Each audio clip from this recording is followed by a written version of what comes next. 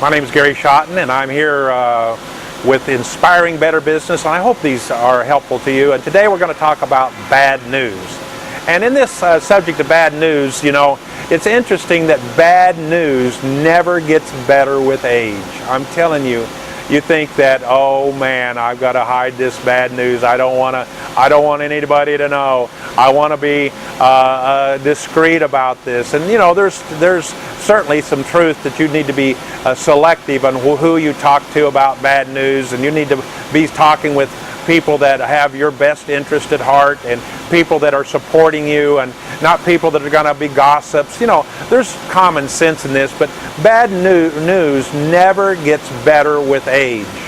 And I'm just going to talk about 4 points here. I think when you get some bad news, it doesn't all have to be economic. I mean, it could be bad news of something physical. It could be bad news of something in a family member. So, you know, I'm just going to try to help you with some of these thoughts here.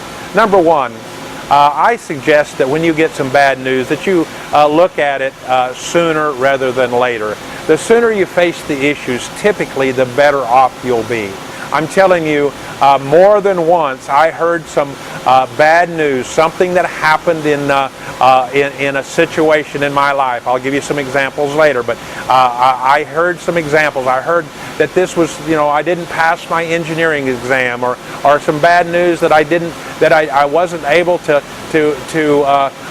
pay my last tuition for a school that I went to. I mean, those are bad news. And you know, I had to look at it face up. The sooner the better. Because normally, when I dug into it and I got the facts, it wasn't nearly as bad as I first looked at it. So make sure you don't just run and hide and put your head in the sand like an ostrich.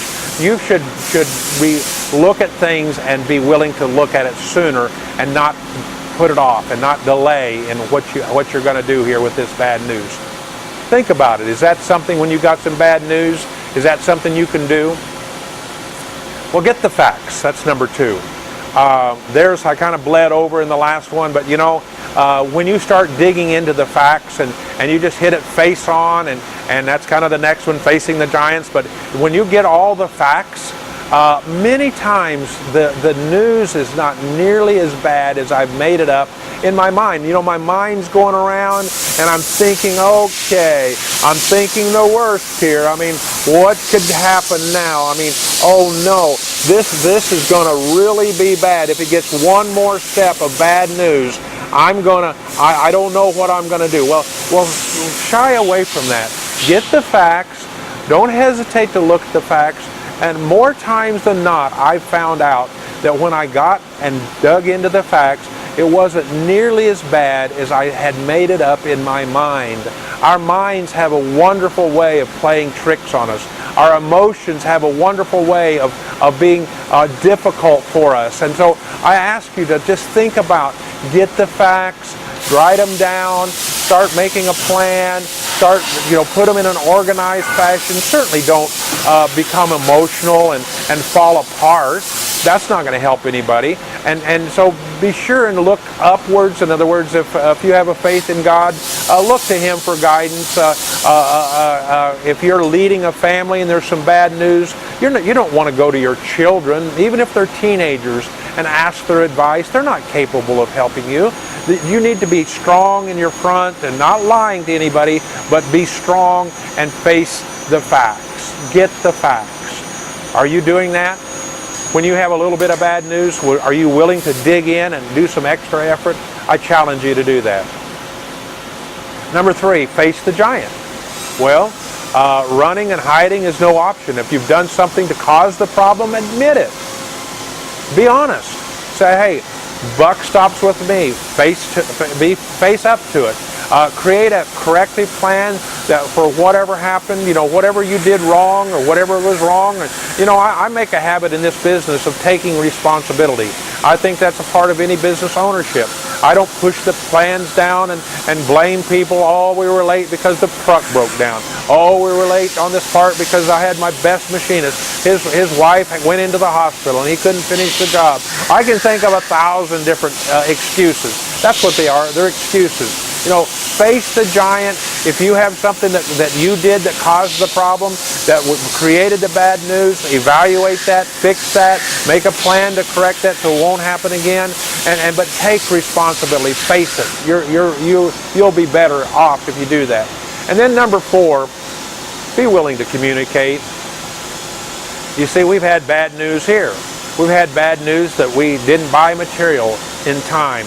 We actually had it happen last week, where it was 4 or 5 weeks ago that a buyer in his good intention failed to place the order. It was kind of like he had the email prepared and didn't hit send. We've all done that. And when he didn't hit send, we didn't order the material, and we didn't discover it till about 3 or 4 weeks later, and that's going to make it our parts late for this customer. Well, as soon as we discovered it, we called them right away. We communicated with them. We didn't make a lot of excuses, but this buyer was right to do that. And he told them what happened. He didn't make any excuses. And then he made a plan, a fast track to double time on some of the things that in getting, even though the order was placed late, we asked that the supplier on this material could accelerate the delivery if at all possible, and they did a little bit. And then we made assurance to our customer that when those materials got in our shop, we put them right on the machine. Guess what? The ones I'm talking about, this project that I'm talking about, I saw the material came in yesterday, and I could walk down here, not right behind me, but down to a few machines down from here, and they're on that machine. We're making up time. But the key is we communicated. Oh my goodness, there's nothing worse than you knowing something. You know that something happened, and you know this part's going to be late, and then you don't communicate with the company that you're supplying to. You don't give them a chance. You don't give them a chance to place that order with somebody else. You've got to be willing to say, hey, I messed up. I'm going to communicate that. If you take that order and give that to someone else, I fully understand. I regret it. I would like to make it up to you. And there's a better chance of that buyer forgiving you because you didn't back him into the corner. There's nothing worse than 3 days after a part's due, supposed to be delivered to the customer, that the customer calls us and says, where's my part? And then we say, oh, by the way, 2 weeks ago we had a machine went down and we can't even get that part to you for another week. That won't work. You're going to lose your customer. Bad news. Communicate. Be quick. Be accurate. Customers are more likely to forgive you and give you a chance to make it up if you will communicate openly with them. Now, bad news has come in many ways. I had the bad news when I was told by 3 of my customers. I had 3 big customers, and 2 of them had already told me, we really don't need your services. This is again in 2009 when the economy just dropped to the bottom. And I had one last customer that had already continued to communicate with us and said, looks still okay. Our sales projections look good. They're down a little bit. And I was kind of counting on that customer carrying us through this slow time.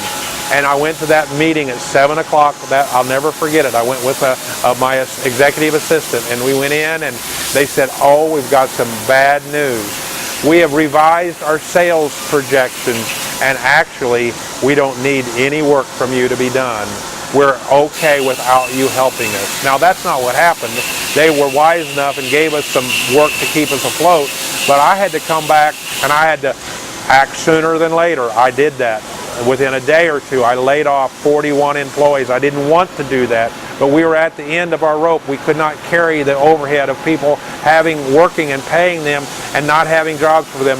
I had to get the facts. I had to find out exactly where we were, exactly what parts we were going to use, exactly who we needed. I had to face the giant, face on. I put my staff in together with me in the planning session. I just had down to 5 key people, and we had about 16 machinists and 5 key people and a couple in quality, added up to 25 is all we had left. And then we communicated in this case with each other. I communicated with them. I made the statement very openly, we will come through this.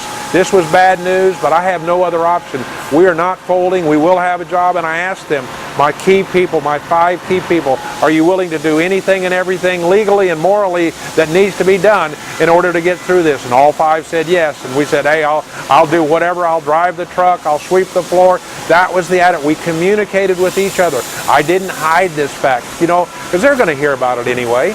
So why wouldn't I just, within an hour or two, had our meeting? I believe that you can get through bad news if you'll handle it correctly. I think that's the test for a good leader. You know, we can go to leadership class and more leadership class and more leadership class. I'm all for that. But what really shows the reality is what I do when I get some bad news. Remember, bad news never gets better over time. Face it, head on, make it happen, and you'll be better off for it. Thank you for listening. Please share these if you would. Inspiring Better Business. Thank you very much.